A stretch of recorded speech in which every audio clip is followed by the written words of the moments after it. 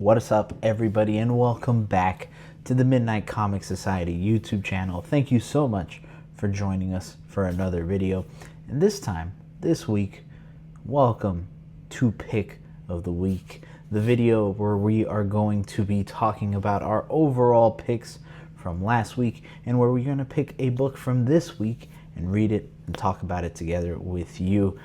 Why do we do this? Well, honestly, something that myself and Lou really enjoy doing is giving creatives their proper just credit.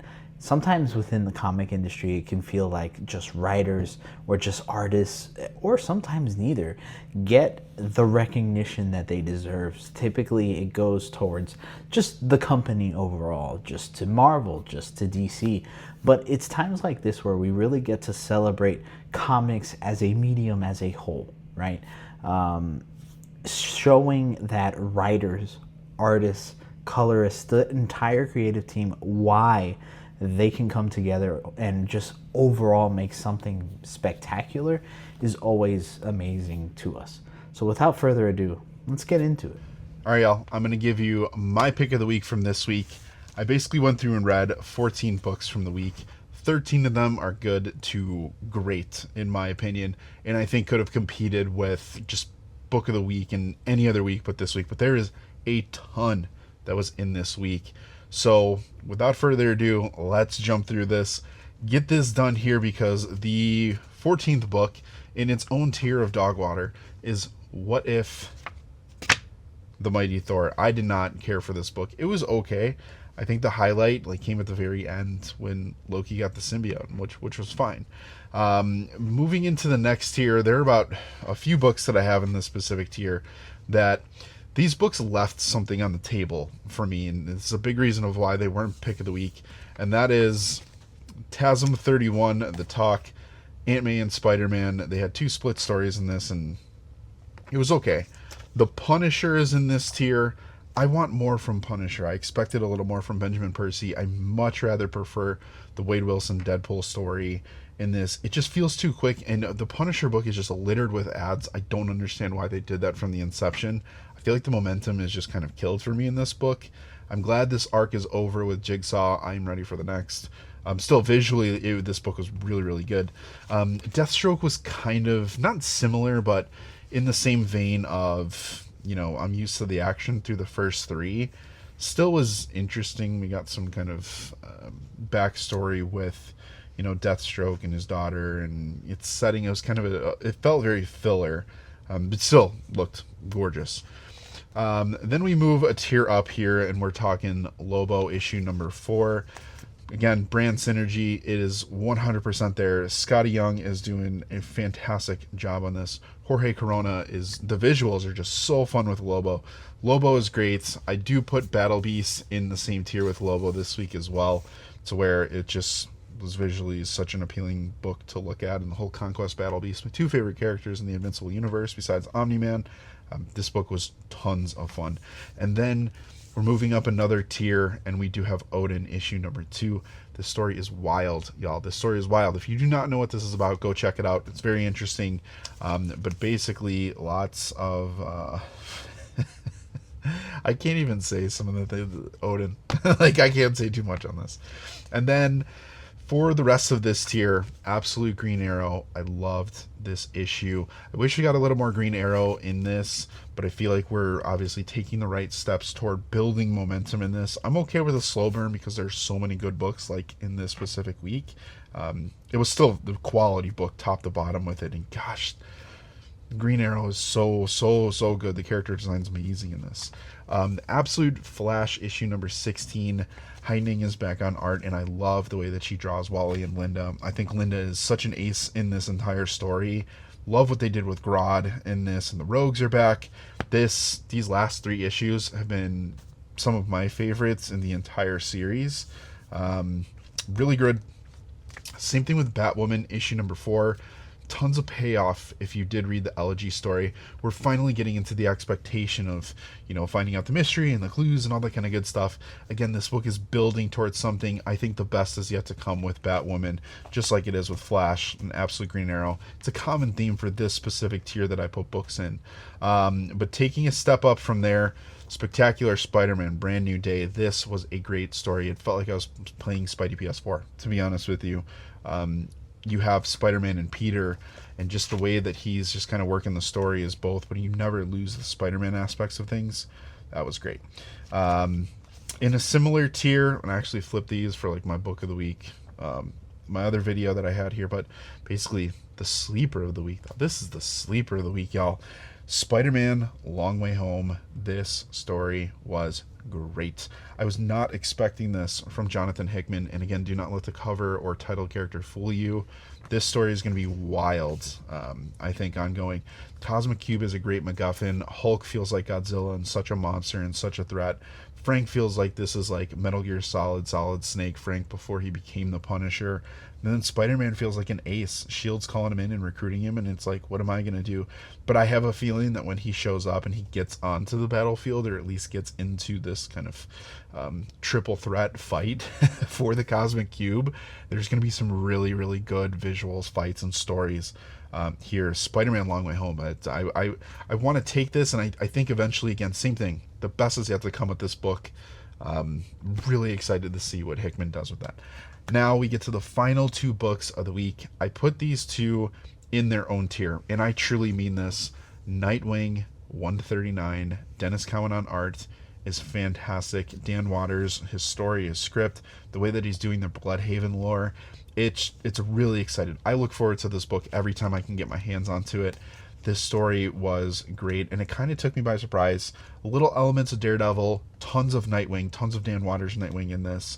The mood in this book with the art and the color, this entire team is just locked in. Like, they are truly locked in.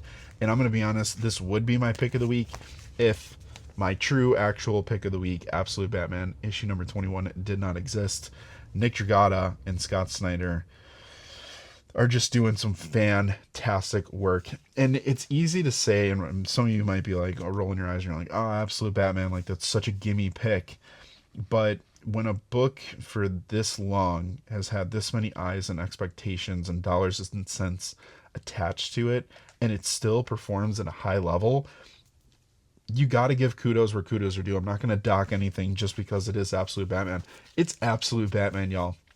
The fact that we got basically the Absolute Batman family in this with the Rogues, what they want to do, some backstory there. We get the Robin crew after they had the huge fight with Absolute Batman in Gotham, and just tons more character development. And it felt like truly like this would be the season finale of an animated show for Absolute Batman, especially with the ending that was just, not only did we see some panels that we got from HeroesCon in this, but Jack Grimm shows up and confronts Bruce, and it just made Bruce feel like he's just a child playing a man's game between what Joker and Scarecrow are doing with this whole story. I mean, it's nuts. It's crazy. It's crazy. But again, a story that feels like it's so transitional but operates at such a high level, you got to give it praise. And visually, Nick Dragotta's art is so good. I mean, we saw Two-Face in Penguin, March? When we got character design leak and then kind of the board. But finally, these characters are here. This issue was nuts. Not to mention just Bruce, Jim, Barbara. Every character feels so good in the Absolute universe. So there you have it, y'all. Out of the 14 books this week, Absolute Batman takes the cake. This is my pick of the week. So, for myself, the overall pick of the week is the strongest book in combined, right? That is between writing, that is between art, and that is what I will be showcasing, and Lou will be talking about the artist in particular. So for myself, I know exactly which book it is, but I want to give two honorable mentions, right? Last week there was some absolutely spectacular books that came out, and I if we were to talk about them all, we would be here for genuinely hours. But One that I really want to give a quick honorable mention, this is not one of them, but I just have it to the side here. Spectacular Spider-Man, issue number 2, Brand New Day. This is great. I think I said that, and I'm going to say this about a book later, but this is really good brand synergy, right? When it comes to the Brand New Day, just kind of moniker, because of the movie, it's going to be popular. But the way that they do this story is great. It doesn't go, in my opinion, really into the old Brand New Day stuff. This really actually takes more from the Spider-Man PlayStation 4 game and puts a twist on that story. And as someone who recently replayed the Spider-Man PS4 game, this is really cool. The way that they do this, the way that they add to the lore is great. So with that unexpected honorable mention out of the way first, let's get into the first one. And for me, that is going to be Invincible Universe Battle Beast issue number 10. If you know, you know. And for those that don't know, this is the issue that we get Battle Beast versus Conquest. And the way that they set it up is amazing. At the start, you see both Battle Beast and Conquest just kind of in this new world dining together. And I'll be honest, I'm completely new to this run. I jumped on just to see this fight, but I think I'm going to stay well on it well after the fight is done. But it's incredible, right? The tensions rise, and once they start fighting, it's great. It does not let up, and it doesn't seem like it's going to let up for a while. Robert Kirkman, Ryan Ottley are such a goated team, and with very good reason. If you haven't read anything Invincible, this is a great, not only is it a great jumping on point for the universe, but it shows you why they work so well together, right? Where the writing and the timing of Robert Kirkman and his writing and his kind of like some of the beats that he does to his story is so amplified by Ryan Ottley's artwork. And it works every time. On top of that, some amazing, truly amazing colors by Annalisa Leone. Just to kind of give one quick, just one quick panel without showing too many spoilers. Right here, this one, it's amazing. While I won't spoil this book, definitely pick it up. And that's just honorable mention number 1. That's just showing you how great last week was. Technically honorable mention number 2. So without further ado, my next honorable mention has to be, and every time I talk about this book, I genuinely can't help but just kind of gush with the love that I have for it, and it mainly because it came so unexpectedly for me, and that is Lobo, issue number 4. Lobo is one of those books that, I've said it on kind of our shorts, I knew not a whole lot about Lobo going into this series, yet here I am 4 issues in, and I'm like, yo, Lobo's is one of the best DC characters ever. And I think it's in due part for many different things, right? But starting with Scotty Young's writing, he's genuinely funny. And the way he writes Lobo and the situations that he's in, it just works. They feel natural to the character. They feel natural to this side of Lobo's like world and this side of the DC world, to where the overarching story is how Lobo is a bounty hunter, how he loses that license, gets it back, and what he's doing in the meantime. And in this issue, we see him kind of rob the fake Fortress of Solitude, one that is just like a tourist attraction, which is, again, really, really funny. And the way that they talk about it and the way that they show it and what's going on in there, it's great. And how this leads him to end up having a confrontation with Supergirl. And again, it works. All of it works.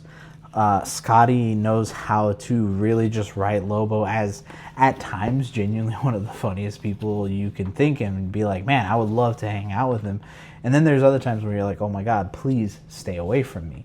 You are such a scumbag. The way that they balance this is genuinely incredible.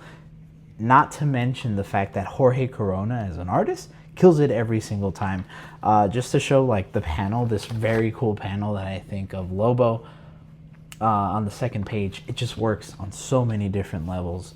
And then the colors by Jean-Francois Belliou is amazing. Genuinely amazing. So I can't stop gushing about this book. It is amazing. Go read it. Go pick it up. It's not that many issues deep. You can find it and you will like it. However, any other week, that would have been pick of the week, hands down, bar none. But one book cleared in every single way. And that is, and it shouldn't really come as a surprise as to what book it was. Absolute Batman, issue number 21. Wow. Just wow. Full spoilers on this book, by the way. So, walking in, and the way that they marketed this, right? This was going to be a big first appearance of Two-Face, of Penguin, and you really think that they're going to be in this story a whole lot more than they are.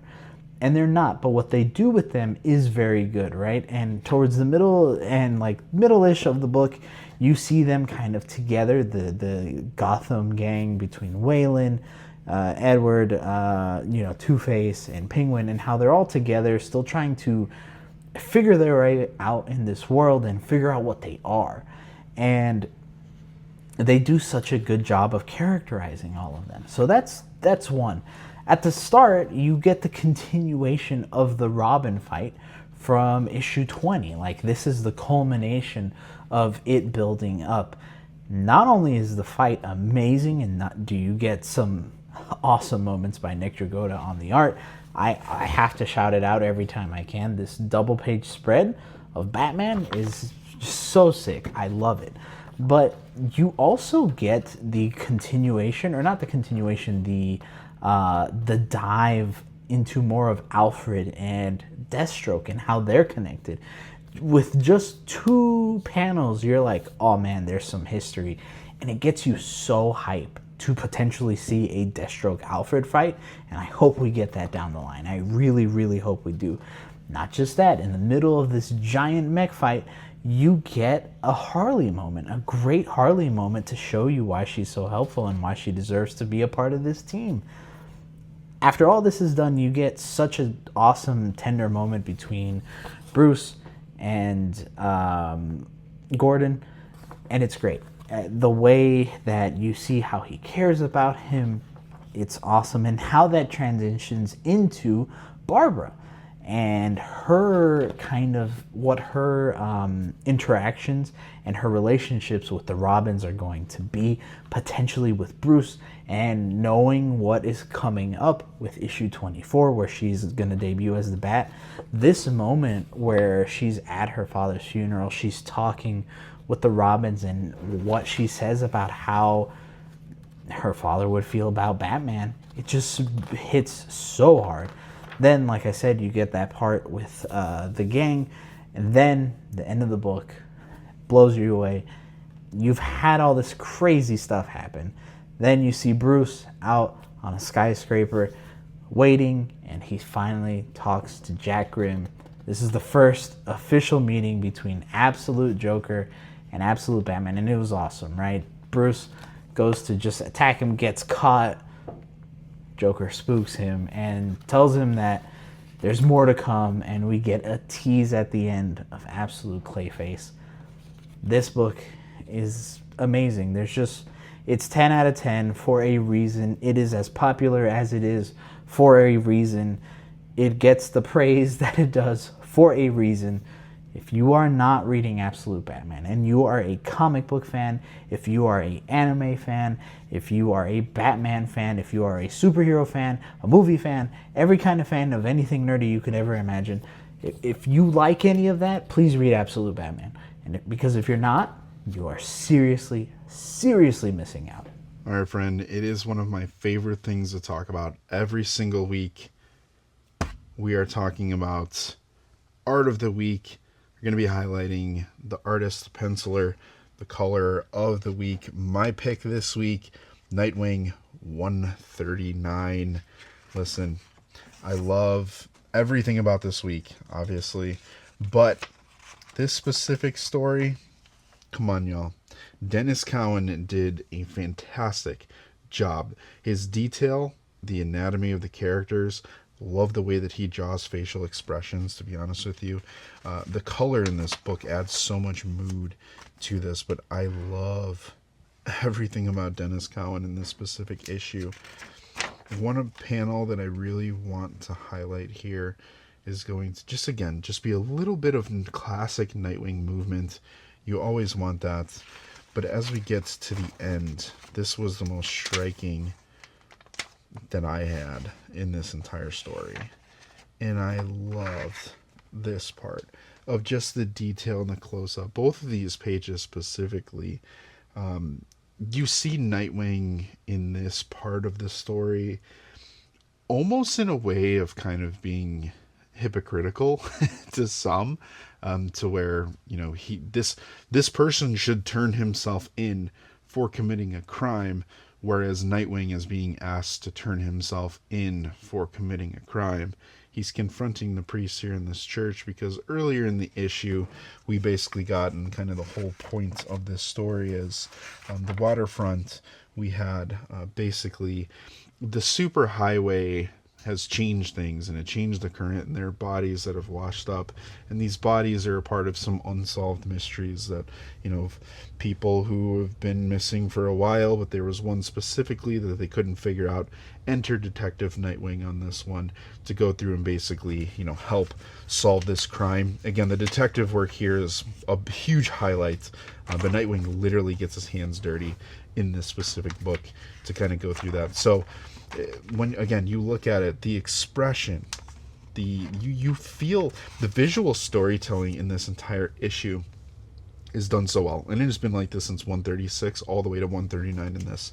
But again, as we kind of go back to this penultimate panel, for the most part, it just oozes synergy with the script that Dan Water put together. I love this, the detail, the eye, as we kind of get closer and closer and closer as the panel builds, like just that entire synergy. You know that something is going to be happening, and the payoff that we get from these panels is fantastic here. It's just fantastic. This entire book is great. I honestly, if Absolute Batman again did not exist this week, this would be my pick of the week, just all around. This is one of the best books of the entire week. But yeah, art of the week, artist of the week, Dennis Cowan. And let's go back here to give credit where credit is due. Pencils, Dennis Cowan. We're looking at ink, Norm Ratmund, and then colors, Francesco Segala, even Wes Abbott on letters.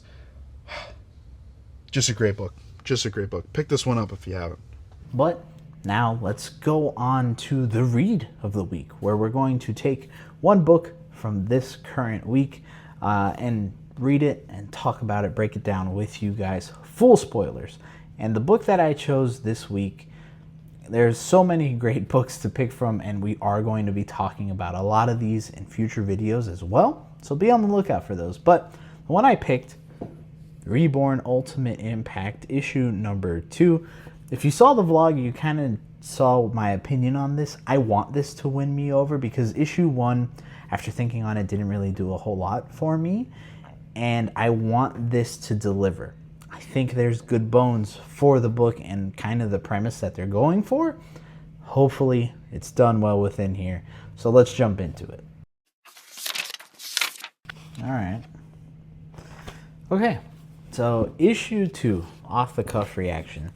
Some slight spoilers, so just be warned. I liked it better than the first issue.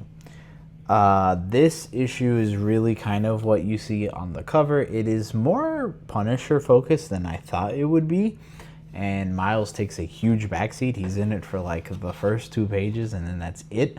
And it kind of goes back into all the people that were affected from the origin boxes in the first issue, kind of where they're at. We kind of got a glimpse of the new Wonder Man, the Booth Media guy, and the couple. And then, but the biggest focus was Hosticules, right? And he got the ultimate Negabands, which gives him the power of Marvel, which I think is pretty cool. He is this like follower of the cult of Annihilus. So him coming into the human world, like into our world, and the trouble and the chaos that it ensues, I liked this issue a lot more. I still think it has the same problems, though, that issue 1 had, and that is the over marketing, I think, of these new characters, because besides Hesticules and the One Booth Media guy, you don't really know what the others are really going up with. Marvel posted like a spoiler thing on their Instagram as to who and what powers they get, but it's like, this one doesn't really feel... It feels like they don't want to commit fully to these new characters, and it just doesn't feel good. Like, they feel kind of half-baked. So right now, like, the biggest one, like I said, is Hesticules, and towards the end, the media guy, and I'm sorry that I don't remember his name, that's kind of the problem, is that they're all kind of forgettable, in my opinion, minus the big guy, who looks pretty cool. I want to like this story more. I will give it one more. And the main reason I'll give it one more issue is because now we're going back into kind of the Avengers territory, where like the Avengers are going to be brought in, seemingly, because that's what Miles was going to do. And based on what's going on towards this issue and the end of it, it seems like, yeah, that's what they need. And seemingly we'll kind of get more interaction between all of the new characters, which is what I think this story kind of sorely needs, is more of the heroes and the other characters interacting with each other. So we'll see. I'll give it one more. It won me over for one more. Overall, if I had to rate it, I like the way that they portrayed Punisher in here. And the art is honestly pretty good. There were some moments in here that I thought were really cool, in particular with the things that they were doing, like with the Punisher and how they were making him look. Just kind of a quick example, like this art right here of just him in the distance, I think is really cool towards the beginning of the issue. 3 out of 5 is what I think my mind just kind of jumps to immediately. 3 out of 5 stars. I don't think is bad. It's kind of, in a way, a little bit of your average book with just a little more. So like I said, I'll give it one more issue. We'll see how I feel after that. And everybody, that has been Pick of the Week. The first Pick of the Week here on Midnight Comics Society. We appreciate every single one of you for tuning in. We really do. So for those returning and for those of you that are new, thank you so much, genuinely. And we can't wait to do more of these for you. But until the next video, we'll catch you guys in the next one.